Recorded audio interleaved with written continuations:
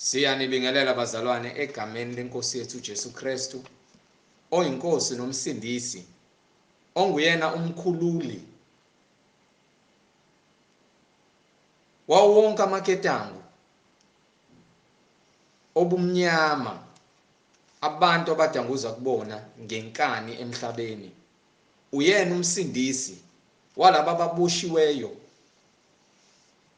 kuyo yonke imikhosi yala emhlabeni uSathane ayisebenzisayo ukuze abantu bangalazi iqiniso nokuthi uNkulunkulu bangamsabi uNkulunkulu. Ngizothanda ukubingelela abafowethu egameni lenkosi yethu uJesu Kristu, ngibingelele odadewethu, ngibingelele nomama, ngibingelela nabanomzana bemizi ngegama lenkosi yethu uJesu Kristu, oyinkosi nomsindisi, amadodana namadodakazi. Amen. Singizovula ngomkhuleko bazalwane, sizovula ngomkhuleko. Sisazovula ngomkhuleko ngizokukhumbuza futhi ukuthi thatha iBhayibheli lakho usondele nalo njengamanje kuze uzothi umudazi inkani noma uyiphikisa lento esobe siyifunda njengamanje, lamazwi okuphila esobe siwafunda njengamanje, uze uthi umuwaphikisa uzobe uyifundela wena phansi ukuthi uNkulunkulu uthini, ngoba kubhalwe phansi. iBhayibheli alibhalwa ngamanje, aliqhamuki njengamanje, kodwa selokhu umhlaba wabakhona amazwi kaNkulunkulu ayekhona. Sizovula ngomkhuleko sithi Baba wethu osezulwini, mayenziwe intando yakho emhlabeni njengasezulwini. Usithethelele amacala ethu njengoba nathi sibathethelela abasonayo. Ungasingenise ebulingweni, kodwa usindise kokubi, ngokuba umbuso ngowakho namandla nenkazimulo kuze kube phakade. Amen. Angihambi la ngedwa, ngihamba nomfowethu uNondaba ozobe sihola kwimbhalo, ngibe ngifunda ngegama lika Jesu Kristu, oyinkosi nomsindisi. Sheshisa-ke njengamanje njengoba sengishilo ngithi thatha iBhayibheli lakho kuze uSathane mayekufaka lo moya wokuthi uphikisane nezwi likaNkulunkulu uzolifundela, uyifundele nawe sibe sifunda, kuze ukukhanya kuzongena kulobunyama nenkano nayo.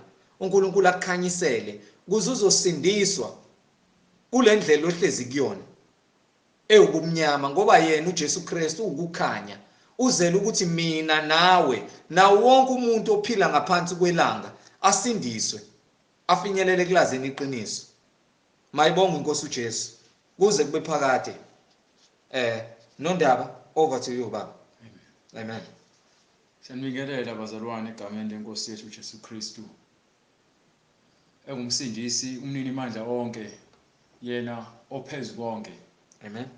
Ungaphezulu kwakho konke and wazi konke, akukho angakwazi nangakuboni.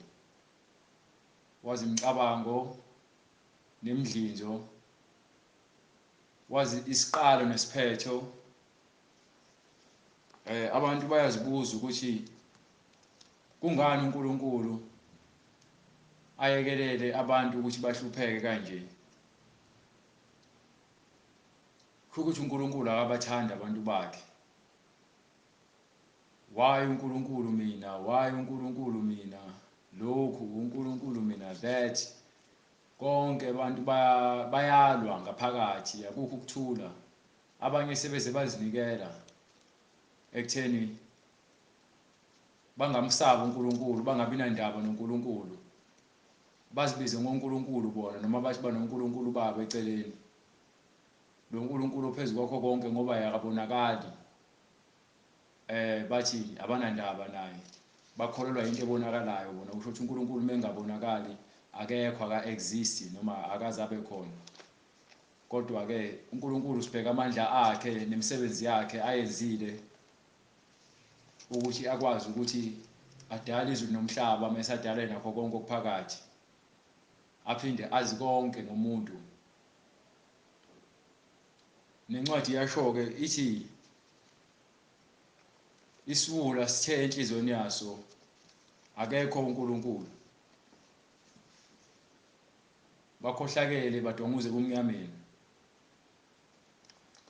abantu ke siyabatshela ukuthi isikhathi manje sokuthi uvula amehlo uqale ubuke izinto ngokwamehlo omoya ukuze uzoqala uqonde izinto zikaNkulunkulu.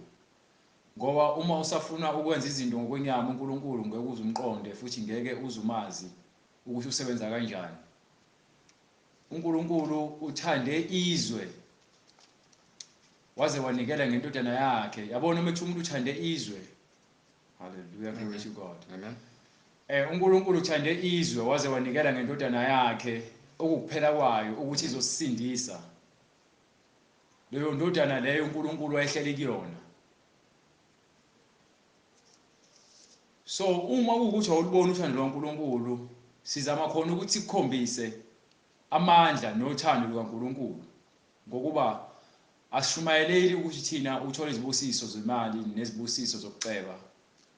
Akukho lokho eBhayibhelini ukuthi sifundise ngakho. Akhona yodwa incwadi ethi abafundisi baNkulunkulu bafundise ngalento. iBhayibheli lifundisa ngokuthi bonke abantu kufanele bahambe ngendlela zikaNkulunkulu. Uthando lukaNkulunkulu ukuthi wena wazi imiyalelo yakhe uyilandele yonke. Amen. Ilona thando lukaNkulunkulu. Okunye othanda ukuzenzela khona wena imidlizo yakho yenyama lezinto ozifisayo ozikhanukayo kwenhliziyo. Lezo izinto zakho nomoya obumnyama. Kodwa uma ufuna ukwazi uthando lukaNkulunkulu imiyalelo yakhe njengoba injalo ingakho asishumayeli ngenye into. Amen. Asishumayeli ngenye into. Amen. Sishumayela ngemiyalo kaNkulunkulu kuphela nokuthi siguqule ekutheni wazi iqiniso njengoba linjalo. Ngeke ngahlangana nevideo omunye umama oyi-motivational speaker. Ngiyazi ukuthi uzibiza ngomfundisi yena. Ukhuluma iphutha. Amen. Amanga. Ukhuluma amanga. Amen. Amanga. Ngoba usathane ugcwalisa abantu abaningi ngamanga wabenza Amen. bazenza ukuthi bona bayazi. Ke uma umuntu enentando ekwazi ukukhetha ayenze intando yakhe uNkulunkulu uyakuyekelela akakuvimbi. Umusa kaNkulunkulu wonke lo ukuthi ube nentando ukwazi ngoba uba uNkulunkulu ekuphoqelelile ukuthi ube yilonto le afuna ukuthi ube yiyona ngaba unayo intando. So njengoba ekunika intando uNkulunkulu ufuna ukukhombisa amandla akhe ekugcineni ngoba uthi uyena uzomahlulela ekugcineni. Manje into eyomahluleli amazwi akhe awabekile ekutheni thina salandele ukuze sizokwazi ukuhlukanisa uma kuwukuthi sifuna ukusindiswa noma sifuna ukulahlwa. Amen. Uma ungakholelwa ukuthi khona isihogo angeke sikuphoqelele ukuthi ukholelwe lokho. Uzoqhubeka ukholelwe izinto zakho ufuna ukuzenza ngoba izinkanuko zakho zikholela ekutheni uwenze intando yakho. Yes, Lord. Kodwa kumele wazi ukuthi konke kuvela kuNkulunkulu ezakhele ngamandla akhe ngodumo lwakhe. So udumo lonke luqhamuka kuNkulunkulu luvela kuyena futhi lufanele yena kuphela. Udumo alifanele ugogo wakho. Udumo alifanele uma wakho. Udumo alifanele le celebrity leli elilandelayo elikhonzile ozune izithombe zalo endlini ezigcwele udonga. Amen. Udumo alifanele lezitabane ezizama ukuzenza osaziwayo bekhohlisa abantu be-influence abantu bewumthelelo omubi emphakathini. Udumo akulona likaMfundisi wakho. Udumo akulona likaShembe. Udumo akulona olwakho. Udumo lukaNkulunkulu. Udumo akusilona olwami. Udumo olukaKristu. Amen. So lo mama lona uthi wathi uJesu Kristu esebethelwe esiphambanweni nezigebengu ezimbili. Wathi isigebengu sasithi ke Jesu uzungikhumbule embusweni wakho. Yes, Lord. Wayesethi uJesu Kristu impela ongifundele kwincwadi kaLuka. Ngifuna ukulungisa le nto before ngiqhubekele phambili ngoba abantu abazi and banokuhamba bekhuluma into abangazazi ngenxa yokuthi abafuni ukufunda iBhayibheli ngokuqonda. Umuntu ufunda iBhayibheli ngokuthi afune ukufeza izinhloso zakhe zobumnyama nokungcola okugcwele inhliziyo. ngeke uzumotivate ngeBhayibheli umotivate ukuthi abantu babe nemali noma bafile comfortable engazi ukuthi manje uma beqhubeka bona uNkulunkulu uyabathanda noma khona into engcono isazokwenzeka ngokona kwabo. Uma uyisoni ufanele ukujeziswa uma ungaguquki. Amen. Incwadi kaLuka isahluko sika 23 soqala from verse 32. Amen. Incwadi ngokukaLuka isahluko sama-23. Before uqhubeke. So uthi lo mama athi sigebengu ke uJesu Kristu uzongikhumbula embusweni wakho sathi wayesethi uJesu Kristu impela ngizobe nginawe ezulwini. Amen.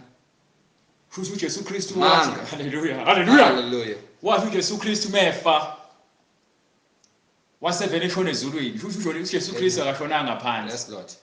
You understand? Ithi iBhayibheli uJesu Kristu waphuma umphefumulo kwincwadi kaMathewu. Yes. Chapter 50, chapter 27, from verse 51.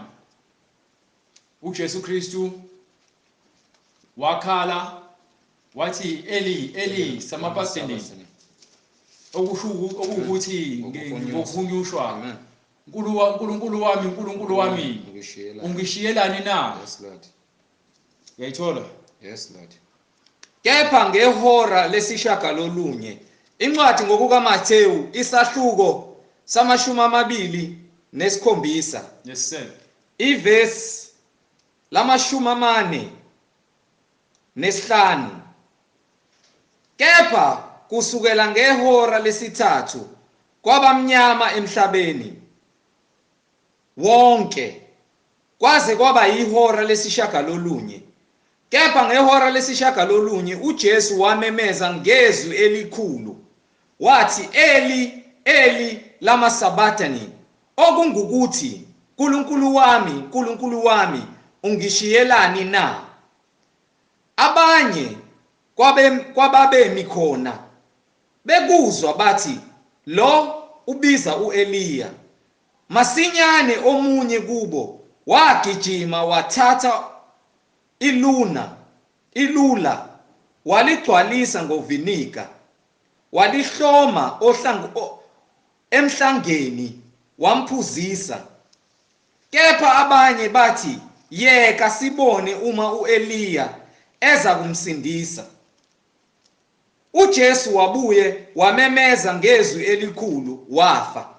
Wamemeza ngezwi elikhulu wafa. Let's say uyafa uJesu Kristu ngithi. Amen. Bheka ke isiqhemo sethempeli sadabuka kabili kusukela phezulu kuze kufike phansi. Umhlaba wazamazama, amadwala aqhekeka, amathuna avuleka. Amadwala aqhekeka, amathuna avuleka. Umhlaba wazamazama, amadwala aqhekeka, amathuna avuleka. Imizimba eminingi yabangcwele ababelele yavuka. Baphuma emathuneni emva kokuvuka kwakhe. Bangena emzini ongcwele babonakala kwabaningi. Amen. Asikakozwe eBhayibhelini kuthiwa uJesu Kristu wavuka wayezulwini. Ithi iBhayibheli waya emzini ongcwele abaningi bavuka emva kwakhe. Yes Lord. Babonakala kwabaningi. Yes Lord. Njengoba babonakala kwabaningi okusho ukuthi ke bavuka emva kwaJesu Kristu baya emzini. Yes Lord. Ngicela ngifundele baya emzini ongcwele akushiwo ukuthi baye ezulwini. Amen. Mekuthiwa ke iBhayibheli lisho njalo iBhayibheli. Amen. Angeke sikushintshe lokho sithi ke okusho ukuthi izwi lelo. Amathuna avuleka.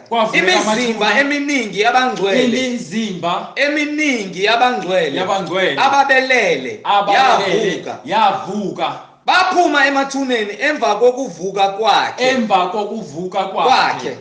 Oyizibulo lokuqala kwabafileyo.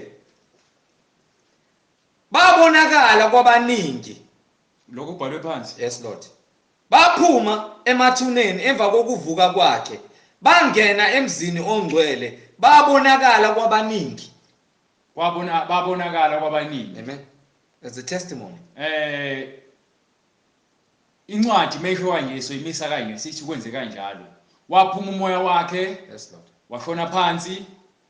Kwenzeka lokho kwenzeka nje wakuthiwa kwaqhekeka ithempeli wazama umhlaba. Amen. Ngale kwincwadi kaLuka 23 lo mama lo uthi ke uJesu Kristu wayezulwini ngaloso sikhathi naye nalo isela. Amen. Kodwa ke incwadi ayisho njalo. Amen. So sizama ukuthi ke sidibhanke noma phikisane nento ekhulunywa umuntu ngokucabanga kwakhe, sivumelane nento ebhalwe phansi eBhayibhelini ngoba iyona eyiqiniso, into ekhulunywa umuntu ngokuhlakanipha kwakhe kungekukho kweBhayibheli asithathi lonto thina. Yes, Lord. Sithatha into ebhalwe phansi mase ke sikholelwa yiyona. uJesu Kristu incwadi kuLuka 23 verse 38. Verse 38. Kwakukhona nombhalo phezu kwakhe othi, lo uyinkosi yabaJuda. Kwakukhona umbhalo phezu kwakhe othi lo inkosi yabaJuda. This is prophet. Yes, Lord. Kanjalo esinye sezilelesi ebesiphanyekiwe samhlambalaza sathi, wena awusiye uKristu na? Zisindise kanye nathi. Sase siphendula esinye sasithethisa sathi, nawe awumesabi uNkulunkulu. Ingani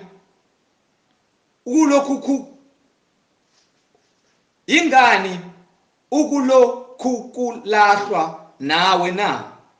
Funda kahle baba. Ingani ulokhu kulahlwa nawe na? Funda kahle iqale phansi. Sase siphendula esinye sasithethisa sathi, nawe awumesabi uNkulunkulu. Ingani ulokhu kulahlwa nawe na? Ingakho na uzolahlwa, naye uzolahlwa ngoba akakhombisi ukuhlonipha nokuzithoba. Amen. Uyadelela ukuthi kusho ukuthi ke engqondweni yakhe ulindele ukuthi uJesu Kristu enze imlingo. Akazi ukuthi yena ufuna ukugcwalisa isiprofeto sokuthi uJesu Kristu ufuna afele esiphambanweni ukuze kuzokwenzeka izimangaliso nezibonakaliso emva kwalokho. Kufanele eqala afe eqali ngokungazi kwesigebengu noma isilelesi. Yes, Lord. Sase sikhuluma ukuhlambalaza. Ungakho umngani wakhe bathini ukumrebuka ngesiZulu bathini ukurebuka? Ukumqondisa ngokwenkulumo. Thina kambe ngokufaneleyo ngokuba samukela okulingene nesikwenzile. Siyazi isigebengu lesesinye esilungisa lesesinye ukuthi bayizoni. Umvuzo wabo ufanele. So ubafanele lo mvuzo wabo noma lesigwebo sabo sokuthi balengiswe. Lo omunye ophaka nendawo okunguJesu Kristu, kepha lo akenzanga lutho olubi. Ofakazi isigebengu. Ofakazi ibona labo bamlengisile. Ngoba yini bayazi ukuthi bafuna ukufeza izinhloso zabo. Sase sithi, Jesu ngikhumbule nxa usufike embusweni wakho. Nxa usufike embusweni wakho. Ungikhumbule nxa usufike embusweni wakho. Embusweni wakho. Ezo lonto le. Amen. Utheni uJesu Kristu? Wathi kuso, ngiqinisile ngithi kuwe, namuhla ngizakuba nawe. Wathi kuso, ngiqinisile ngithi kuwe, namuhla uzakuba nami emparadisweni. Wathi uJesu Kristu, ngiqinisile ngithi kuwe, namuhla uzakuba nami eparadisini. uJesu Kristu uthi isigebengu sizobe sinaye emparadisini noma eparadise. Akukho lekuthiwa khona uJesu Kristu wathi uzoba naso isigebengu ezulwini. Eparadise njengoba khona iHades khona neparadise. iHades Amen. ile khona kuboshwe khona imphefumulo yabantu asebefile. Kulindizwe. Amen. Balinde usuku lokwahlulelwa olungakafiki ngoba fanele eqale umhlaba ubhubhe. Kufezeke konke. Konke fanele kwenzeke ngokwembalo. Kuyothi mase kwanzakalile njengoba khona neparadise. Iparadise iyabonakala encwadini Yes, Lord. kaGenesis ngesikhathi uAdamu wayeke engadini. Yes. Eparadise. Le kwakhona khona isithelo kwakuthiwa bangasidli. Le bakhishwa khona kuloyo ncwadi leyo. So uma kuukuthi ke uJesu Kristu usho lapho lo muzi lapho lekuthiwa khona ke uzobe enaye kuloyo ndawo. Amen. Akashongo ukuthi sezulwini. Amen. uJesu Kristu azangafe wasiyeshona phezulu, wafa washona phansi, njengoba kuthiwa waqhekeza amathuna, uJesu Kristu washona phansi, kwase kuvuleka amathuna, wavuka wayemzini ongcwele. Ongcwele. Amen. Uma efika emzini ongcwele uJesu Kristu babonwa abaningi abangcwele. wabonwa abantu abaningi, kwakhona ubufakazi. Amen. So uma kukhona labo bufakazi, akushiwo ukuthi uJesu Kristu wayesezulwini ngaloso sikhathi. No, cha nakanye. So umuntu ufuna akhulume into ebhalwe phansi, hayi into ayicabangayo nento ayifisayo, noma akhulume ngokuthi nje ufuna ukuthi kuzwakale kamnandi emadlebeni abantu. So uma incwadi ithi ke uthi uJesu Kristu ke ngiqinisile uzakuba nami emparadisweni. Emparadisini. Amen. Amen. Imnganjalo incwadi ngoba uJesu Kristu kwakumele ahlale izinsuku ezu3. Amen. Esethuneni. Amen. Emva kwalokho uJesu Kristu mase yavuka. Amen. Avule ukuqonda kubafundi bakhe. Amen. Usuzamazamile umhlaba. Emva kweinsuku ezu3 njengoba bathi befika bezombheka uMary Magdalene. Amen. Amen. Nabanye besifazane bangamfica. Amen. Wasethuakala umyalezo ukuthi kuthiwe bazohlangana naye eGalile ngoba weshilo kubona ukuthi ohlangana nabe eGalile. Yes. Wayengakoyo ezulwini lapho. Isigebengu sesifile. Mekuthi ke uthi uJesu Kristu uzobe unami eparadise. Yes, Lord. Kodwa manje uJesu Kristu aphinde futhi abuye avuka bese emhlabeni. Kusho lo muntu lo izulu kusho lemhlabeni. Yes, Lord. Yes, Lord. Okusho ukuthi isigebengu lesi isitele sisihamba nawo uJesu Kristu. Amen. Uyaphuma uyangena nje. Isigebengu mesilapha esiphambanweni noJesu Kristu. Amen. Sixolisa enkosini. Sicela ukuthethelelwa. Repentance. Amen. Siyaguquka sithi ke manje siyazisola. Sicela ukuthi uJesu Kristu amkhumbule embusweni, okusho ukuthi manje uthi uzobe naye eparadise. Yes, Lord. La ehleli khona laba asebeguqukile ngoba isigebengu azange sibhabhadiswe. Yes, Lord. Azange sinikwe umoya engcwele, kodwa wasicolela uJesu Kristu ngoba ukangekho leso sikhathi amandla kaKristu lawa nawo awakhombisa ekesiphambanweni.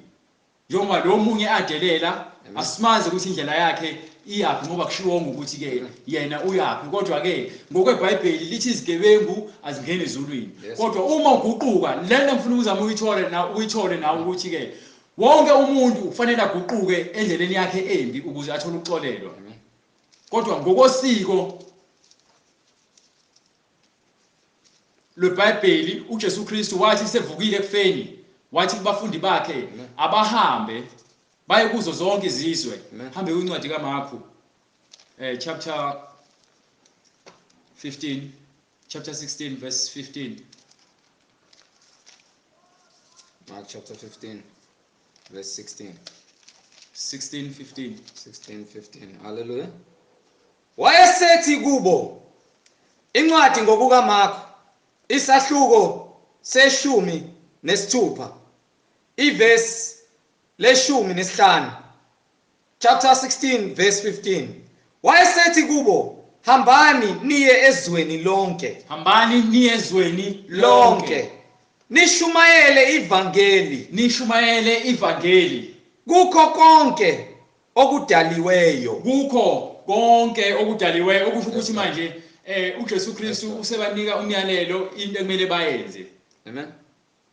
Lokho wengekaza kuhle lapha esiphambanweni ngoba kwakumele eqale kwenzeke lokho ukuthi uJesu Kristu fanele eqale afe avuswe ukuze ke kuzogcwaliseka isiprofeto mase babuye ebanika umyalelo khona bezobe sebegcwaliseleka bekholwa. Hallelujah. Ukuthi bawushumayela into abayaziyo ngoba awukwazi ukuthi njengoba uJesu Kristu ebanikile amandla esaphila lapho kwakuvivinya nokukhonjiswa ukuthi ke lokho abakunikwayo kuyinto ekumele bayenze ekuhambeni kwesikhathi kodwa kufanele iqale bagcwalise ngomoya engcwele ngoba umoya engcwele wangokongeni kubona.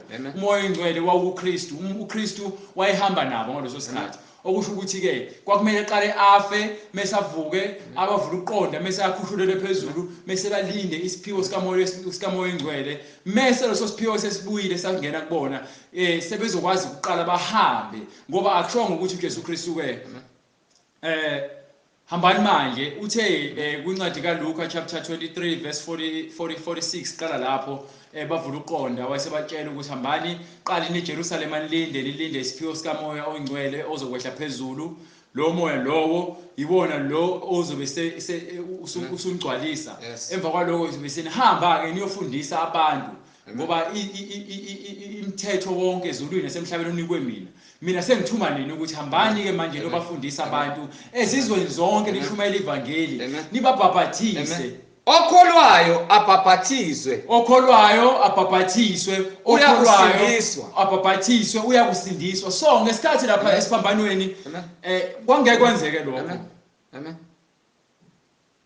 Kwangeke kwenzeke ingakho amxolela elapha esiphambanweni lesigebengu wasethi kusona ke ngiqinisile ngizobe wena zobunami eparadise la kulindela khona abangcwele lapho eparadise ile into ekhona abangcwele ile khona kuboshwe khona imphefumulo yabangcwele abalindele ukuthi mase bahlulelwa bakhushulelwe phezulu bayezulwini ngoba eHades ile ekulinde khona labo abayizoni abangafuni ukulalela izwi lenkosi besaphila.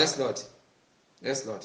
Abazojeziswa ngomlilo eHades awukho umlilo akekho umuntu owesogwe ngamanje kepha ongakholwayo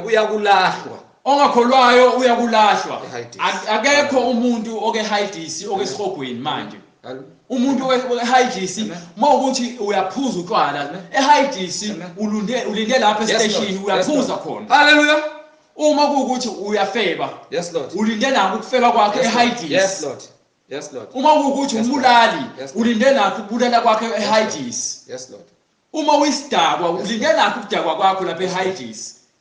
Yes Lord. So uma kuukuthi iBhayibheli lisho kanje lithi ke khona iHades mekhona iparadise amen khona izulu awuhambe kwincwadi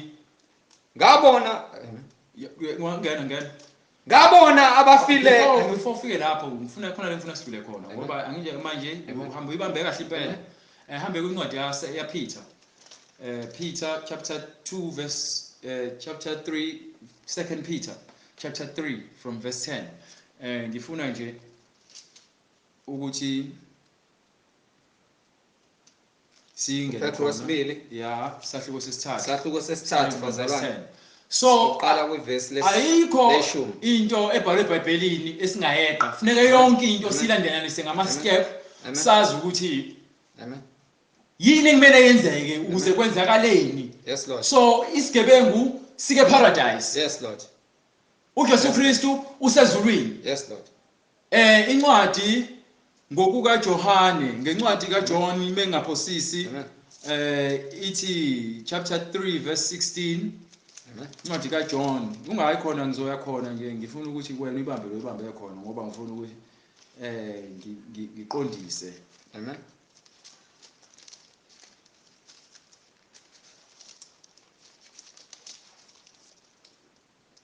uNicodemus wayesethi kuye amen chapter 3 verse 4 16 16 hallelujah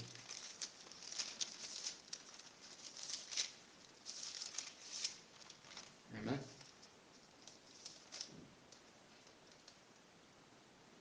Manje ngiyamuka ngiya kongithumileyo. Ifunde. Incwadi ngokuka Johana isahluko seshumi nesithupha ivesi lesihlanu.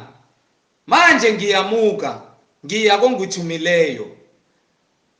Akakho kinina ongibuza ukuthi uya ngaphi na? Kepha ngokuba ngikhulume lokhu kini, inhliziyo yenu igcwele usizi. Kodwa mina nginitshela iqiniso lokuthi kunilungele ukuba ngimuke, ngokuba uma ngingamuki umduduzi kayikuza kini, kepha uma ngimuka ngiyakumthumela kini. Lapho esefikile yena uyakuqondisa izwe ngesono nangokulunga nangokwahlulela, ngesono sokuba bengakholwa yimi, ngokulunga ngokuba ngiya kuBaba ningabe nisangibona. Amen. Right. uJesu Kristu meya kuBaba wezulwini. Yes Lord. Ingakho engazabonakali. Yes Lord. Incwadi ithi akekho umuntu oseke wayezulwini ngaphandle kwalowo Amen. oqhamukele ezulwini. Usho njalo John. So uma incwadi isho njalo sikholelwa yilokho. Yes Lord. Akekho umuntu okwezulwini ngaphandle kukaJesu Kristu okuyena owehlela eqhamuke ezulwini wehlela emhlabeni. Yes Lord. Waphinda khona futhi. Yes Lord. Ezulwini. So hamba ke incwadi yakhe uPeter. Amen. Isahluko sesithathu. Isahluko sesithathu Ivesi leshumi. ivesi leshumi. Incwadi yesibili kaPetru isahluko sesithathu ivesi leshumi. Incwadi yesibili kaPetru isahluko sesithathu ivesi leshumi. Chapter 3 verse 10. Yes sir. Kepha usuku lwenkosi luyakufika njengesela mhla amazulu eyakudlula. Angithi ke manje ufuna eqale kufike. Amen. Imake before kufike inkosi hambe kuncwadi kaMathewu chapter 24. Amen. Incwadi yaMathewu chapter 24 ngoba ngifuna si break it down lento le singayijahi ngoba bafuneke bezwe ukuthi ke inkosi uJesu Kristu uyena ozobuya. Amen. Do you understand? Yes Lord. Ngifuna ukuthi ungifundele lapha ku starting from verse 3. Incwadi ngokuka Mathewu isahluko samashumi amabili nane. Chapter 24 from verse 3. Yes sir.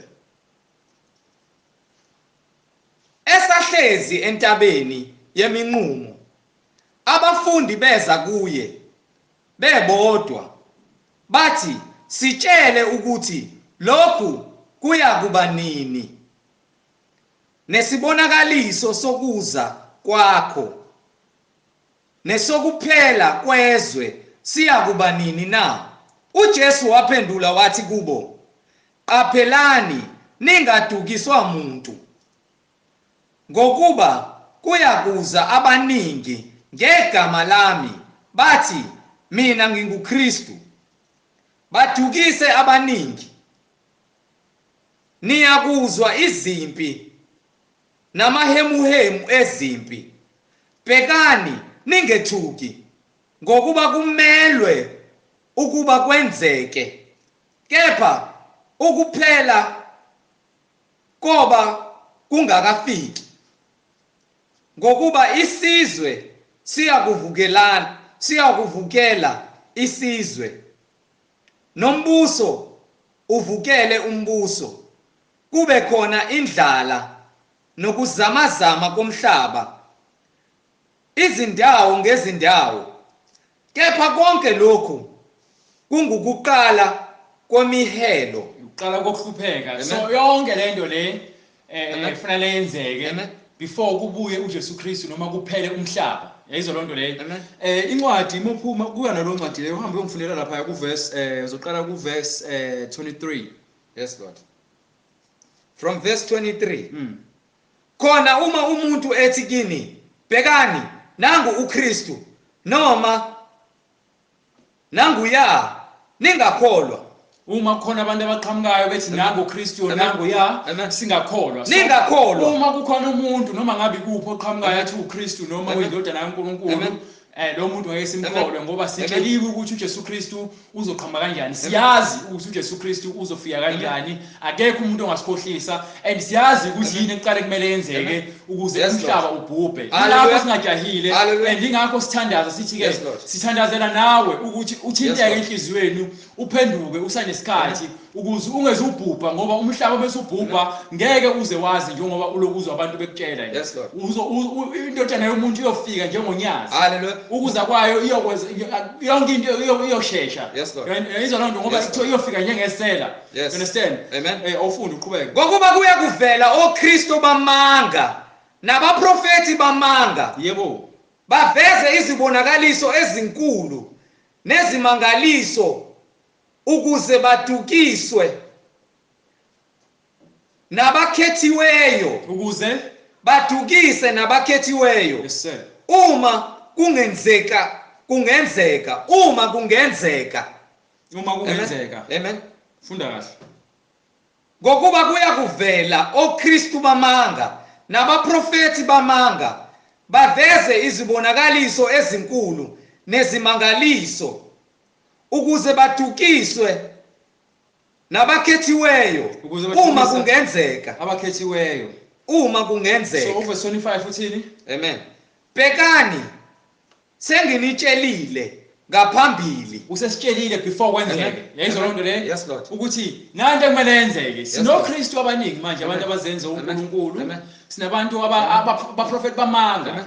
Esabatshela labantu ukuthi laba prophet benu laba ababusisa amanzi banze zonke lokufaka izintambo esinqeni bathi nikelani ngezimali bathi bavusa abantu abantu abafana noShembe uShembe omunye wabantu ozobhubhisa abantu abaningi esihogweni. Abantu bahleli kaShembe ngoba naku bazi ukuthi bayakhulela khona banezizathu eziningi abanazo kodwa ke abafuni ukukholelwa iqiniso leBhayibheli. Uma kuwukuthi uNkulunkulu uyedwa and iBhayibheli liconfirma lonto ngisafuna futhi uphinde la ekutheni ngigcwalise le ndaba yokuthi uNkulunkulu uyedwa kodwa ngizofika lapho ngizophinde si break it down. So uma uJesu Kristu esesitshela zonke lezi zinto njengoba sinabantu abaningi abazenzwa why ukuthi uNkulunkulu uyedwa kunezinkolo ngifuna umuntu ongangitshela nje isizathu sokuthi why kunezinkolo eziningi. Amen. Yes Lord. So uma ukuthi uNkulunkulu uyedwa umthetho wakho uyedwa nemiyalelo yakho yonke iyodwa why kunenkolo eziningi? Uma uJesu Kristu esethi usesitshela yonke into before yenzeke. Why wena usaluthekile? Usavaleka amehlo, usakholelwa kubantu kunokukholelwa eBhayibhelini. Uyezwa lonto le? Ukuhlakanipha. Ayikho into engithanda ngeBhayibheli because yonke into engikhulumayo ngithathele eBhayibhelini mina. Angikhulumi ukwazi kwami. uNkulunkulu uniphucile ukwazi waphuca nalabaprofeti beni bamanga ukwazi nemiyalelo yakhe ngoba yini abantu abafuni ukukholelwa iqiniso. Niyekeliwe ukuthi niholele ebhujisweni ngenxa yokuthi anifunanga ukukholelwa iqiniso nithathe iqiniso laNkulunkulu naliphendula amanga. Yes. So isona sizathu leso sokuthi ke ningafuni ukukholelwa iqiniso. Nifuna ukuphathekayo. Amen. So manje uJesu Kristu umesho nje verse 25 ophinde uqhubeke lapha ya. Amen. From verse 25. Yes sir. Ngizoqhubeka 26. 26. Ngakho ke uma bethi kini bhekani usehlani ningaphumi singayi lapho asiyilapho mekhona umuntu othi uKristu angikhathana amathubane yenzwa lonto le wathi uJesu Kristu umuntu wesifazane lo waseSamaria wathi ke siyazi isikhathi yeni manje leso sikhathi lapho abantu ufune bakholwe khona ngokweqiniso nangokomoya yenzwa lonto le angeke nisaye ezintabeni ngeke nisaye emathempelini. You understand? Sekumele ukholwe iqiniso ukholwa iqiniso. Hallelujah. Uma esho njalo uJesu Kristu uqedile. Amen. Yezwa lonto le? Amen. Why manje kumele ngikholele methini incwadi bathini uthi kumethiwani lana? Ngakho ke uma bethi kini bhekani usehlani ningaphumi. Angithi uJesu Kristu ufikile kokuqala. Yes. Usezofika, usezobuya Yes. okwesibili. Yes, Lord. Yezwa lonto le. Yes, Lord. And ukuza kwakhe kokuqala kwakuvele kushiwo ukuthi uyeza. Yes, Lord. Wafika. Yes, Lord. Wasefuthi ukuhamba kwakhe kwabhaliwe ukuthi uzohamba kanjani. Amen. Wahamba. Bambona bonke. Amen. And ubuya kwakhe uzobuya. Abone wonke umuntu. Ngendlela yakhe. Yes, Lord. Hayi ngalendlela abantu abazisho ngayo. Incwadi ithini ngala? Noma bethi bhekani usendlini ningakholwa. Singakholwa. Yezwa incwadi ithini? Amen. Bangakanani abantu asebefike bazibiza ngoKristu? Amen. Before manje baningi abantu asebezibiza ngoJesu. Khona Black Jesus. Yezwa lonto le. So uma incwadi isho kanjena wena ufuna ukukholelwa yikuphi? Yiloko okubhalwe phansi noma yiloko okubonayo ngoba phela ngisho incwadi abantu bakholelwa izinto eziphathekayo thina mina ngikholelwa into angazi na brother ukholelwa into ebonakala into ebhalwe phansi. Mina ngikholelwa into ebhalwe phansi. Lisho nje alizwi. Asikholelwa yikho konke okubhaliwe. Kudala besidukisa. Sesifezela. And incwadi eMaroma isho njalo ithi yonke into iyabhalwa ngaphambili yabhalelwa ukuthi siqonde sifunde ukuze siphile ngokwethemba. Siphila ngokwethemba. And ithemba lethu sithathe eBhayibhelini. Amen. Yezwa lonto le. Amen. Awuqhubeke. Ngakho ke uma bethi kini bhekani usehlane ningaphumi Singayi. noma bethi bhekani usendlini ningakholwa. Ningakholwa. Ngokuba njengonyazi. Yayizwa indaba ngithini mina? Amen. Ngithi njengombani, njengonyazi luphuma empumalanga. Luphuma Empumalanga. yayizwa mina brother ngifuna ukuzise kahle. Mekuthiwa indodana yomuntu. Amen. Ukufika kwayo njengonyazi Yes, Lord. okusho ukuthi into esheshayo. Into Yes. fast. Yes. Into fast. Yes. Yayizwa lonto le. So why kumele ngikholwe bekuthiwa nangu uJesu Kristu usefikile lapha ehlani ngihambe ngekhona ngesigubhu samanzi. Amen. Ngihambe nemali ngiyonika uwakwasho ukuphi le eBhayibhelini wathi uKristu ke ufuna imali. Amen. Ikuphi eBhayibhelini wathi uKristu ufuna imali khona? Akazi. Yayizwa lonto le. So uma kuthiwa ke incwadi uphinde ufunde verse 27. Verse 27. Ngokuba njengonyazi luphuma empumalanga lubonakale kuze kube sentshonalanga. Kuya kuba njalo ukufika kwendodana yomuntu. Into ebengifuna ke hamba ke manje kwencwadi kaPetru. Amen. Yabona iBhayibheli liphethe yonke information kuphela nje lidinga isineke sakho nothando lwakho lwaNkulunkulu nothando lwakho leqiniso ukuze wena uzovuleleka amehlo akho ube nokuqonda ukuze uzokwazi ukusindiswa ngoba angifuni ukudlala ngawe mina. Yonke into engishoyo ngisho ngesibindi nangongasabi angisabi ukuthi wena uphatheka kabi ukuthi mina ngikutshela izinto ozenzayo wena okholelwa kuzona kodwa uNkulunkulu athi lezo zinto kufanele sizenze ngenxa yokuthi wena uthi wena ukhulekini noma wena uyakholelwa lezo zinto akuyona indaba yami leyo. Mina umsebenzi wami ukuthi ngikhuluma into ebhalwe phansi. Wena uma uphatheka kabi into ebhalwe phansi okusho ukuthi uNkulunkulu awunayo. Angikhathali noma ngabe kuthiwa wena uyakholelwa uNkulunkulu but uma ungayenzi intando yakhe ukukholwa kwakho kuyize kufana nezidwedwe ezibolile. Amen. Yezwa lonto le. So awuphinde ngale incwadi yaPetru. Incwadi yesibili kaPetru isahluko sesithathu iverse leshumi. Kepha usuku lwenkosi luya kufika njengesela mhla amazulu eyakudlula. Ithi incwadi ngale kuncwadi kaMathewu chapter 24 verse 27. Yes, Lord. Ithi uyoqhamuka njengonyazi. Yes, Lord. So meqhamuka njengonyazi nangapha kwincwadi kaPetru isahluko sesibili isahluko sesithathu iverse leshumi. Luya kufika njengesela ukuza kwakhe kwesibili. Amen. Uthi ke ukwenza njani? Kepha usuku lwenkosi luya kufika njengesela mhla amazulu eyakudlula ngokuhlokoma. Angithi yizona ngifona ngizwane phupha umhlaba kuyobe kufika uJesu Kristu. Yezwa lonto le. Kuya kufika njengesela muzukwane amazulu edlula eyakudlula ngokuhlokoma. Amen. Isela ulindile malifika. Yezwa lonto le. Alikho isela lake lathi lizofika kuwena mase uhlale ulale wena uthi hayi kulungile ngivule iwindi ngoba kuzofika isela ukuze ngezulu lokubulala isiteni ngifike enhlonje. Yezwa lonto le. Nombani uyahlokoma awulindeli uthi ngokusha umbani uyathuka wena. Yezwa lonto le meduma. Very fast. Uyathuka kwawena ngoba yini?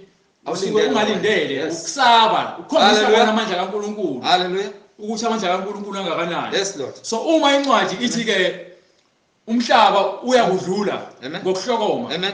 Kuyakusha konke kubhidlike nomhlaba nemisebenzi yawo Nakho konke kuyakusha. okuphakathi. Yayizwa lento le? Amen. Qhubeka ufunde, Amen. qhubeka ufunde. Amen. Ngifuna uyifunde le khona bezokuchazelela, Amen. understand. Njengokuba konke kuyakubhidlika. Njengokuba konke kuzakuphela. Amen. Amen. Njengokuba konke kuyakubhidlika kanjalo. Yebo ke. Kumele ukuba nibe ngabantu abanjani Fanele nibe abantu abanjani ekuhambeni okungcwele. ekuhambeni kwenu okungcwele. Yayizwa lonto le? Nakumesabeni uNkulunkulu. Funeke nihambe kanjani ekungcweleni Amen. benu nasekumesabeni uNkulunkulu. Hallelujah. You understand? Yes, Lord. Njengoba zonke lezi Yes, zinto Lord. zizokwenzeka. Yes, Lord. Umhlaba uzobhubha nayo yonke into Yes. ephakathi. Wena uzobe uzimisele ngokuthi uzobe umuntu kanjani ekungcweleni bakho Amen. nasekumesabeni Amen. kwaNkulunkulu. Nibheka nilangazelela Sibheka, Amen. sibheka, silangazelela silangazelela ukufika kosuku lukaNkulunkulu. Yes sir. Ayakubhidlika ngalo amazulu. Lapho angithi yayizwa Amen. ukufika kwaNkulunkulu Amen. ukubhidlika mase kuza Unyazi. uNkulunkulu emhlabeni. Hallelujah. You understand? Amen. Hallelujah. Hallelujah. Hallelujah. Hallelujah. Umese buya uJesu Kristu Amen. njengoba khushela phezulu umese buya. Amen. Umhlaba uzobe sowubhubha. Amen. Nayo yonke into ephakathi. Amen. Do you understand? Amen. Awulindele. Yayizwa lonto le? Qala. Awulindele. So uma kuwukuthi umhlaba uzobhubha nayo yonke into ephakathi. Yes, Lord. Amen. Uyabuza futhi umbhalo uthi ungabe uzimisele ukuba kusiphi isimo ekungcweleni bakho Amen. nasekumesabeni kwakho uNkulunkulu ngoba umhlaba uzobhubha uma sekuza uNkulunkulu kushe Amen. yonke into Amen. ephakathi emhlabeni. Yayizwa lonto Amen. oqhubeka ungifundele. Nibheka nilangazelele ukufika kosuku lukaNkulunkulu. Sibheka silangazelela ukufika kosuku lwaNkulunkulu. Ayakubhidlika ngalo amazulu ashe konke kushe kuncibilike kuncibilike na. Amen. Yes sir. Kepha siyalindela ngesithembiso sakhe amazulu amasha. Imake ngifuna futhi ubavezele enye into. Yabona nje lithi sibheke amazulu amasha lithi Amen. uNkulunkulu kuthiwa uzoqhamuka njengesela. Amen. Incwadi ngale kaMathewu ithe uzoqhamuka njengombane. Amen. Njengonyazi. Amen. Ngapha ku Revelation chapter 1 Amen. Revelation bathi incwadi yesambulo Yes, hambe Lord. ungifundela yona chapter 1 chapter 1 from verse 8 ngicabanga ukuthi verse 8 Amen. sibheke ukuza Mina ngingu-Alpha no-Omega. Uthi uNkulunkulu uyisiqalo nesiphetho. Incwadi yesambulo ivesi lokuqala isahluko sokuqala sorry bazalwane ivesi 8 mina ngingu-Alpha no-Omega kusho inkosi uNkulunkulu. All right, ongiqale ulapha ku verse 9 funda verse 9. Okhona nowayekhona nozayo umnini mandla onke. Yes, sir. Verse 9 mina Johani umfowenu nomhlanganyeli kanye nani ekuhluphekeni nasebusweni nasekubekezeleni kukaJesu.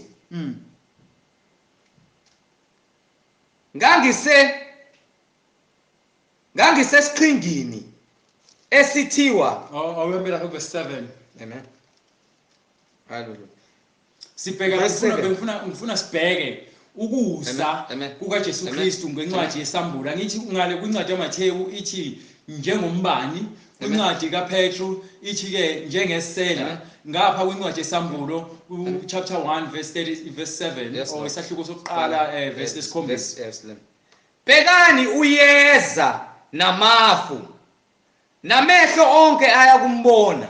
Inayo ke indaba ithi sibheke uyeza. Amen. Amen. Ngamafu. Amen. Wonke amehlo ayakumbona ngalolu suku. Amen.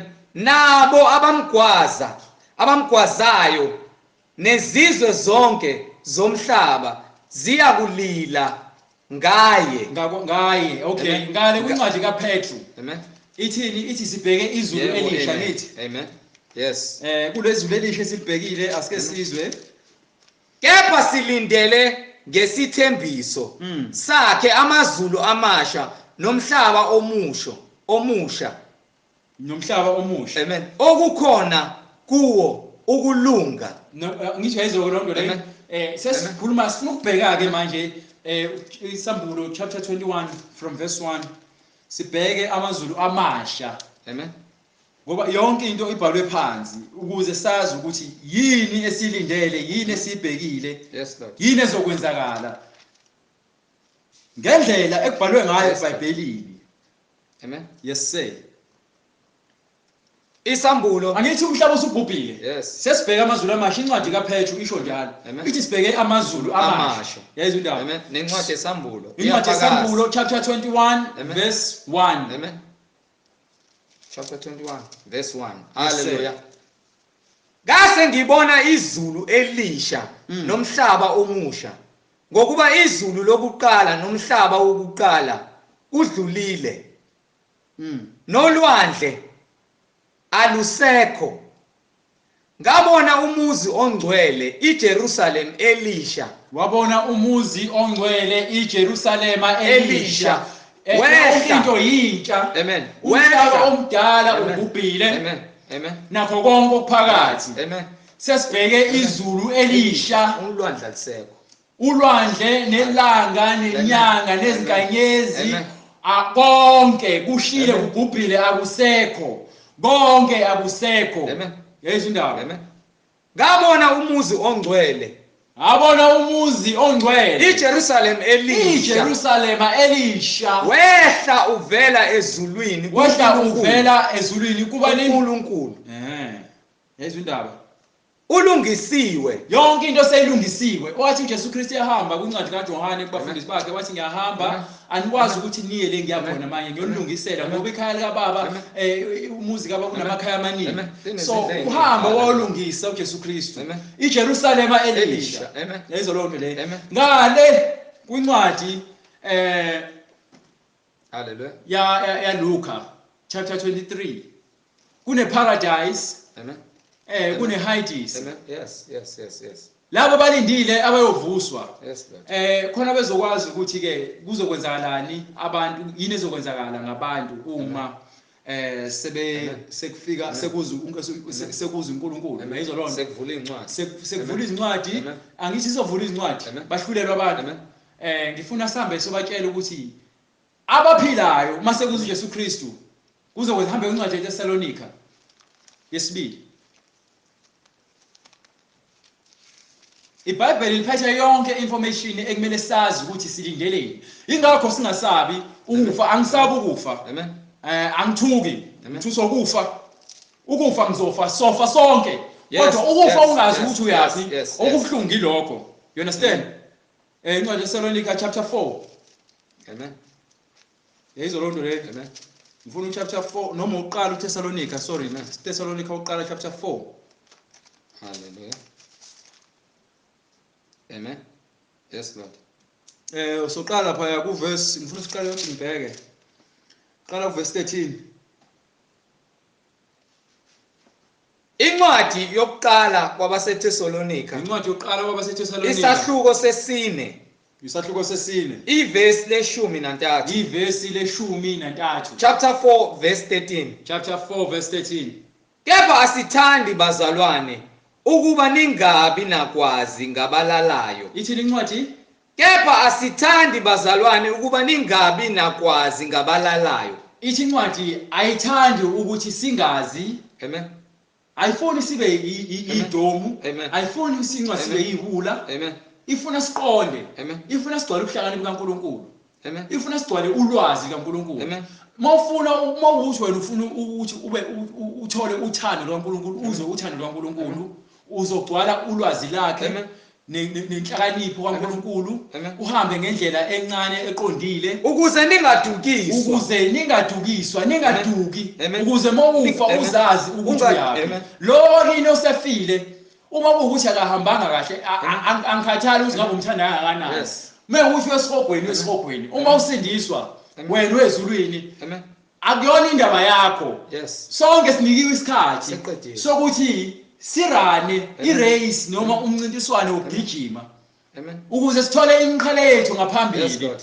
Nengubo zethu ezimhlophe zingaphambili. Amen. You understand? Amen. Manje njengoba kuthiwa siyabhabhadisa siyagezwa. Amen. Uma sibhabhadisa sigezwa sigezelwa ukuthi sisuswe lezono Yes. ukuze le ndlela esizoyihamba eqondile encane sihambe ngokuqonda simsulwa Yes. ehliziyweni nasemzimbeni ngoba mengikhuluma ngomzimba okusho ukuthi awusaphuzi awusabhemi awusafebi awusaqamba amanga ubulali umsulwa inhliziyo yakho iqondile ugcwele iqiniso likaNkulunkulu yayizwa lonto le so ingakho sihlanjululwa sizo ngoba ngeke uzigqoke lengubo emhlophe ungcolile Yes, Lord. yayizwa lonto le Yes, Lord. oqhubeke la kule ncwadi ke ukuthi ayifuni incwadi ukuthi singabi nakho ukuqonda nathi sizama ukuthi sinikhanyisele ngakho konke Hallelujah. yayizwa indaba ingakho besishumayela siyafundisa manje Amen. khona ukuze umehluko Amen. sifuna ukuqonda kwakho manje Amen. uma sishumayela ngisuke ngithatha isandla sami ngasifinqa Amen. ngathatha nesinye isandla sami ngasifinqa Yes, Lord. ngase ngena eringini Amen. nawe Amen. akekho ureferee Amen. ngishaya kwasani engcolile Amen. ekumuntu Amen. ngesibhakela sika moya oyingcwele esiyizwi Amen. ngisuke ngilwa nawe ngokamoya nale moya yakho ephakathi mengishumayela Amen. ingakho ngisuke ngikhuluma ngishaya yonke into eyisono ohamba kuyona nento obhukuda kuyona noma lo ocule kuyona ekubambile Siphethe itoshi. Siyakhanyisa. sithatha emva kwaloko Sekumnyameni. sisuke sizoshaya isono Yes, Lord. mase emva kwaloko sikuzokudonsa wena Yes. sifune wena ukuthi Yes. uphume Yes, Lord. sikhombisa indlela ngoba thina sizama ukuthi sibe ukukhanya kuwena Hallelujah. ngoba uJesu Kristu singusawoti wezwe Yes. Hallelujah. Ukukhanya. usawoti wezwe Amen. yinto enza kube ne-taste Amen. kodwa mekhona ushukela isho induthwane sigijimela ushukela Yes. Yes, Lord. yezwa lonto le Yes, Lord. usawoti kwabona induthwane sigcwele isawoti Ngeke. angikaze ngiyibone Kanye. angikaze ngiyibone kodwa ushukela zonke Yes. so labafundisi benu njengoba nibalandela njengoba nibona uhleme nabalandeli abangaka njengoba amaroma egcwele kanje nama-Christian church lawa agcwele kanje ingoba agcwele ushukela Amen. Ngokukhanuka kwendlebe zenu. yezwa lonto njengoba iy'ndlebe zenu zibabela Amen. ukuthi nifuna Amen. ukuzwa izinto ezimnandi Amen. nezithembiso Amen. nivela ngesikhathi senu anisindisiwe Imali. yezwa lonto le Amen. mina niholelwa iy'nkanuko ngoba Hallelujah. uyasonta kodwa Yes. still usenza izinto Yes. zobumnyama Yes, Lord. ukukukhombisa nje ukuthi Yes, uyafeba uyaphuza uda Yes, utshwala Lord. Yes, Lord. Kodwa uqamba amanga uthi usindisiwe Amen. Ukhonza njalo. yezwa lonto le Amen.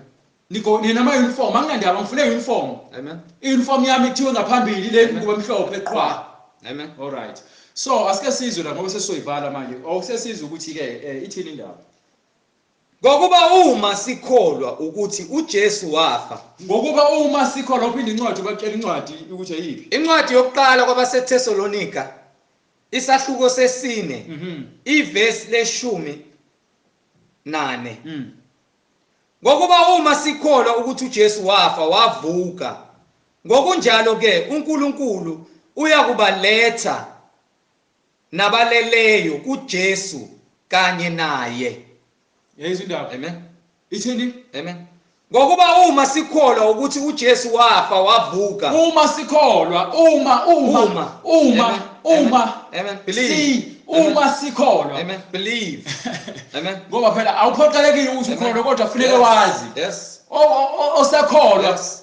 uthini incwadi Ngokuba uma sikholwa ukuthi uJesu wafa wavuka ngokunjalo ke uNkulunkulu uyakubaletha nabaleleyo kuJesu kanye naye. abaleleyo uyakubaletha kanye naye Amen. kusho ukuthi-ke Amen. labo bayoza Amen. kuyena uJesu Amen. Kristu uma Amen. eseza Amen. Sihlangane nabo. ngifuna ukuthi isho Amen. incwadi ngifuna incwadi isho Hallelujah. Hallelujah.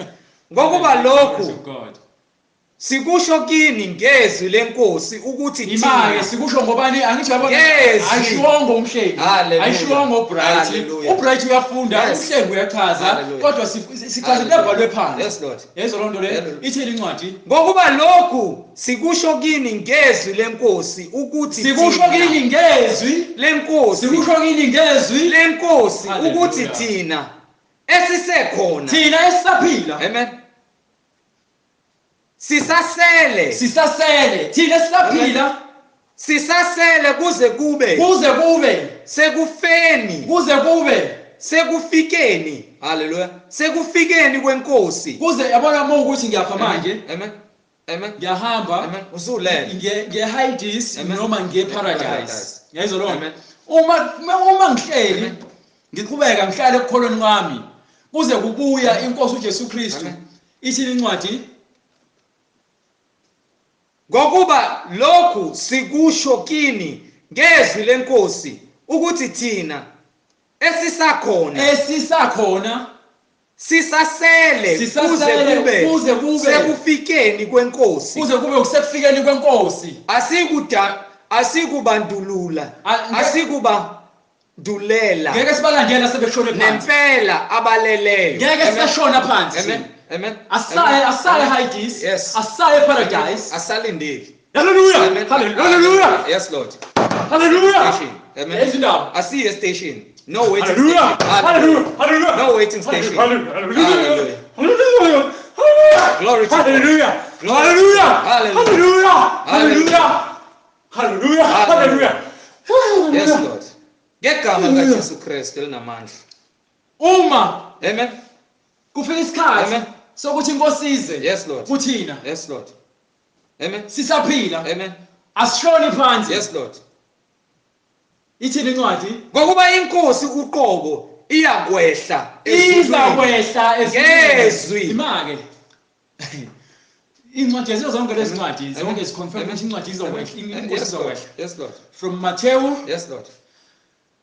to uLuka, Sambu Thessalonica. Isambulo, Thessalonica, uPetru. Amen. Amen. Uthi uPetru uyokwehla uyoqhamuka njengesela. Yes. Incwadi yesambulo ithi ke uyokwehla nefu. Amen. Incwadi yesambulo isahluko sokuqala verse chapter 1 verse 7. Amen. Verse 21 chapter 21 verse Uthi njengonyasi. 1 isahluko 21 incwadi yesambulo. Amen. Ithi ke izulu lavuleka kwavela iJerusalem ayehla ezulwini. Yes, Lord. Yezwa indaba. Amen. So manje uThessalonica uthini? Uthi uJesu Kristu uNkulunkulu uzokwenza njani? Amen.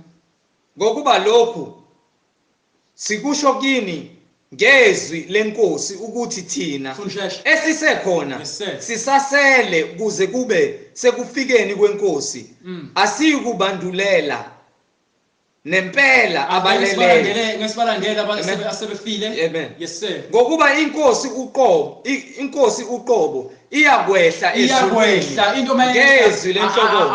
Angeke izikhuphuke phansi ehlayo. No. Yehla phezulu ezulwini. Yebo Nkosi. Iyakwehla ngani? Iyakwehla kanjani? Ngokuba inkosi uqobo iyakwehla ezulwini ngezwi lenhlokomo. Ngezwi lenhlokomo. Ngephimbo lengilosi enkulu nangecilongo likaNkulunkulu. Yes, Lord. Yezwa lento leyo. Nabafileyo kuKristu. Nabafileyo kubani? kuKristu. Nabafileyo kubani? kuKristu. Manje mawufile kuKristu. Amen. Mekuthiwa incwadi yamaroma chapter 6. Amen. Bayakuvuka kuqala. Incwadi yamaroma chapter 6. Yes, Lord. Ngifuna ungifundele verse 4. Amen. Yezwa lonto leyo. Amen. Siyakhombisa ukuthi mawufile kuKristu ufe kanjani kuKristu. Incwadi kwabaseRoma isahluko sesithupha ivesi lesine. Ngakho sembelwa naye. Funda kahle ngifuna uqonde isizwe. Ngakho sembelwa naye. Ngakho sembelwa naye. Sembelwa ngombhaphathiso. Yezona okusho ukuthi mase umbelwe naye ungcwatshiwe naye ngombhaphathiso ngoba naye wangena ngaphansi kwamanzi waklinwa. Yezona lonto le njengoba wembelwe naye ngaphansi kombhaphathiso wena usuyibophila inyama. Yes, Lord. Awusaphili ngokwenyama usuphila ngani ngokukholwa. Amen. Nangokukamoya. Hayi ngokwenyama usazeza inganuko zani zenyama. Yezwa lonto le. So ubuyela ngalelo bengifuna ucacisa leyo nto leyo ukuthi sembelwe naye kanjani ngokwenyama.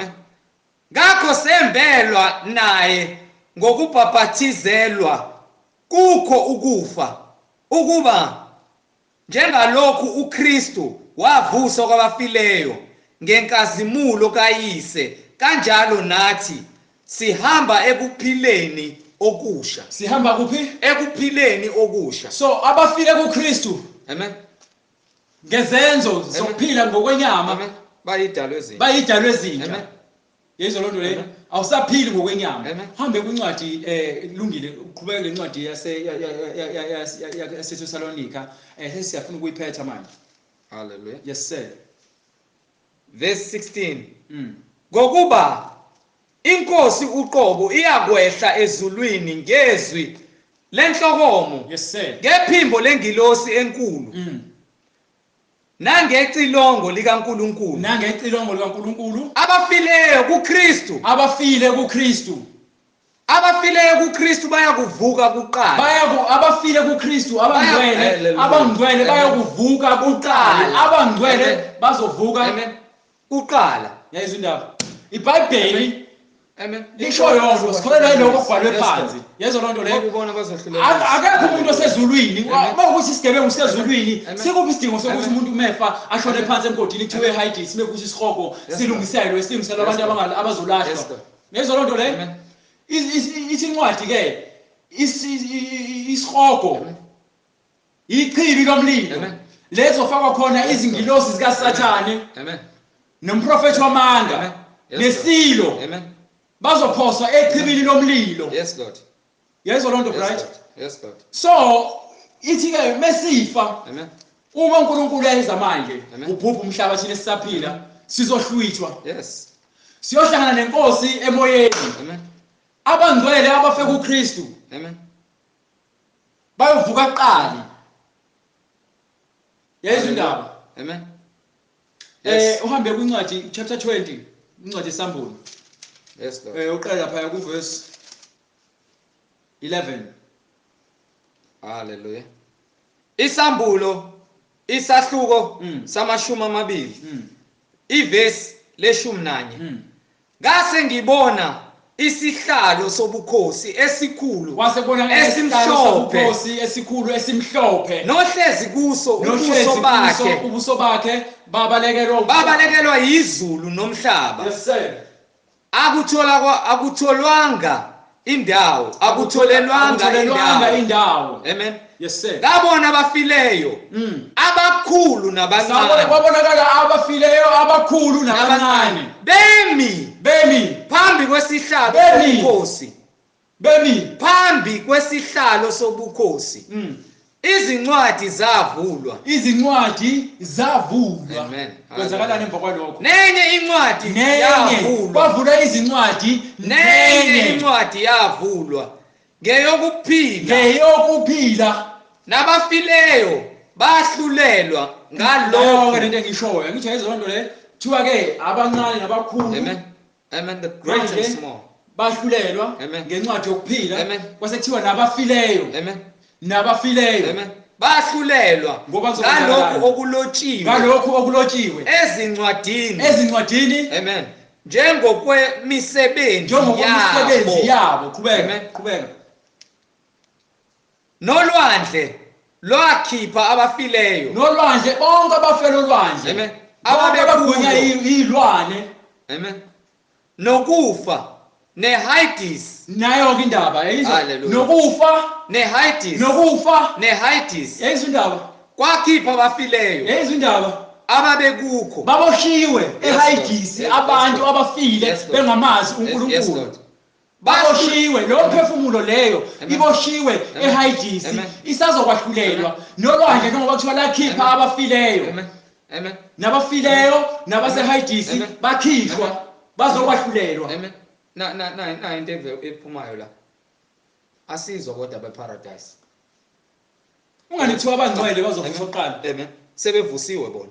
Abangcwele bazovuswa kuqala. Sekudilwa nalaba laba abasele ngemuva abangafuni ukulalela ibona labo ekuthiwa bani kwavula izincwadi bahlulelwa ngemsebenzi yabo. Amen. Yayizwa lonto leyo. Yes Lord. Abafile kuKristu bavuka ukuqala. Abafile kuKristu bavuka kuqala. Incwadi isho njalo. Finish and class. Asidluli lapho. You understand? No additions. Amen. Ukufa neHades. Ukufa neHades. Waphoswa echibini lomlilo. Angithi yezwa ke indaba? Ukufa nani? neHades. Ukufa nani? neHades. Ayibona ke mina ngiqedile bright ngicela ngivule Act 2:38. Ayike into esingayikhuluma. Lokho kungukufa kwesibili. Ngoba okokuqala ukufa yiloko ukufa komphefumulo manje ukuthi ufuna ukwamukela iqiniso. Ichibi lomlilo. Hallelujah. You understand? Hallelujah. Mawukuthi ke ufuna ukwazi ngeBhayibheli. Thandaza uNkulunkulu ukuthi ambulele izinto. Don't add. Asibona omaster beBhayibheli, asibona ompetha, but ngokuthi siyazithoba uNkulunkulu ukuze sazi izinto zikamoya. Siyazehlisa uNkulunkulu sicele ukuthi asimbulele khona siyakena ngokwesaba nokuthi siyazazi ukuthi asilutho. Yes Lord. Once wasitshela ukuthi wena uhutho wazi kangcono. Yes Lord. Ukusaba usenakho. Amen. Ukuhlonipha akusekho. Amen. Ingakho nifuna uzenzela umathanda. Amen. Uverse 18 ofunayo. Hallelujah. Ngiyafakaza isambulo incwadi yesambulo isahluko samashumi amabili nambili. Ngiyafakaza verse 18 ngiyafakaza mina. Incwadi yesambulo isahluko samashumi amabili nambili iverse 18 noma iverse leshumi nesishiyagalombili. Amen. Ngiyafakaza mina kubo bonke abezwayo amazwi esiprofeto sale ncwadi. Uthi uJohane uyafakaza. Amen. Ukuthi bonke abezwayo Amen. isiprofeto sale ncwadi uma ekhona owenezela kulokhu. Uma khona umuntu ofuna ukuzifakela kulokhu osebhalwe la, uNkulunkulu uyakwenezela. La uNkulunkulu uyakwenezela izinhlupheko zonke izinhlupheko ezilotshiwe ezibhalwe la kule ncwadi kule Bhayibheli. Uzozithola nawe. Angathi awemfundisi. Yes Lord. Hallelujah. Uyatshela. Amen. Uthi uNkulunkulu uzo-eda nawe uNkulunkulu uzokunezela kuzona zonke izinhlupheko ezilotshiwe kule ncwadi engcwele. Futhi uma ekhona osusa utho. Uma nje ususa kuwo amazwi encwadi. Uma ususa kuloko amazwi encwadi yalesi siprofeto uNkulunkulu uyakususa isabelo sakhe emthini wokuphila nasemzini ongcwele. Uyosuswa eparadise. Hallelujah. Uyosuswa encwadini engcwele. Nakukho konke. Uyosuswa emzini ongcwele. Nakukho konke okulotshiwe. Kukho konke okulotshiwe kule ncwadi. Uvalelwe uphansi echibini nomlilo lokho kungukufa kwesibili. Lapho isilo nomprofeti wamanga. Yes Lord. Kanye nezingilosi zikaSathane bonke bayogcwaliswa lapho echibini lapho kuyobe sehlushwa khona okwangona phakade. Ofakaza ngalezi zinto. Yebo ngiyeza masinyane. Hallelujah. Amen. Hallelujah. Hallelujah. Hallelujah. Hallelujah. Yebo ngiyeza masinyane. Hallelujah. Amen. Hallelujah. Waza Nkosi uJesu. Waza Nkosi uJesu. Ophinde ufundele. Ofakaza ngalezi zinto. Uthi yebo ngiyeza masinyane. Hallelujah. Amen. Hallelujah. Glory to God. Waza Nkosi uJesu. Waza Nkosi uJesu. Waza Nkosi uJesu. Waza Nkosi uJesu. Ubanazayo. Inkosi uJesu. uJesu uba. Umusa wenkosi yethu uJesu Kristu. Mawube nani nonke. Amen. uJesu Kristu uNkulunkulu. Amen. Uyena ozayo. Amen. uNkulunkulu ozayo. Yes sir. Amen. Act 2:38. Hallelujah. uPetru wayesethi phendukani yilowo nalowo abhaphathiswe egameni lika Jesu Kristu. Yezo lonto kukho ukuthethelela kwezono zenu. Khona niyakwamkeliswa isiphiwo sikamoya oyingcwele. Uza kunikwa isiphiwo. Yes Lord. Sikamoya oyingcwele. Ngokuba isithembiso ngesenu nesabantwana benu esabo bonke abakude bonke inkosi uNkulunkulu wethu eyakubabiza bonke abakude. Amen. Inkosi uNkulunkulu wethu eyakubabiza. Wafakaza nangamanye amazwi ke umpostoli uPetru wabayala wathi zisindiseni kulesi zukulwane esiphambeneyo. Bathandekayo. Amen. Bahedeni. Amen. Bazondi beqiniso. Amen. Zisindiseni. Yes Lord. Kulesi zukulwane. Yes Lord. Esiphambeneyo. esiya ebhujisweni. Yes, Lord. You understand? Hallelujah. Sicela usifayele ngomkhuleko bhuti. Before usifayele ngomkhuleko inamba soyishiya le ekumele uyithole. Ithi 066 Amen. 566 566 9245. Hallelujah. 066 Amen. 566 9245. 45. Inkosi ithela umusa Hallelujah, bazalwane. glory to God. Hallelujah. Inkosi zibe nani enigcine. Makhona abanembuzo basende bazalwane. Nidlulise nama voice notes. Ungavumeli uSathane akusebenzise.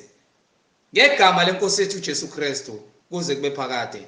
Nkosi siyabonga ukuthi izwi lakho alibuyele emumva lilambatha. Wena usukhulumile. Thinda inhliziyo uvule nendlebe namehlo. Babe nokuqonda abantwana bakho. Bamkele izwi lakho lokuphila ngokuba wena ukuphila ukukhanya. Egameni lenkosi yethu uJesu Kristu ubaholele ekuphendukeni nasekubhaphathisweni egameni lenkosi yethu uJesu Kristu. Ngoba kukho ukuthethelelwa kwezono zabo. Bamkeliswe isiphiwo sikaMoya engcwele. Baholwe nguwe Nkosi. Manje kuze kube phakade. Amen. Amen. Amen.